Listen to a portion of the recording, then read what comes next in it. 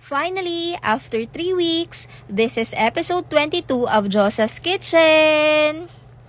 Ang dami ng nakapila na videos, kaya simulan ulit natin ang pag-edit at upload dito sa garlic pepper beef.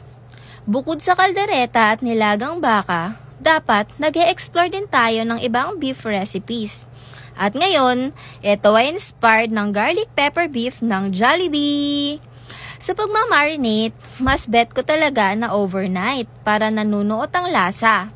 By the way, advisable na beef sirloin ang gamitin para hindi na matagal ang cooking process. Sa gravy naman, mas maganda if madami ang gawin mo para hindi ka mabitin kapag i-absorb na ng beef ang sauce. Lalapot pa kasi yan, lalo na kapag lumamig dahil sa flour. Ganun lang kasimple, mga kasarap. I-follow mo lang ang steps na ito at taran, may pangmalakasan na garlic pepper beef ka na. Comment kayo if trinay nyo ang recipe ito at kumusta ang inyong experience.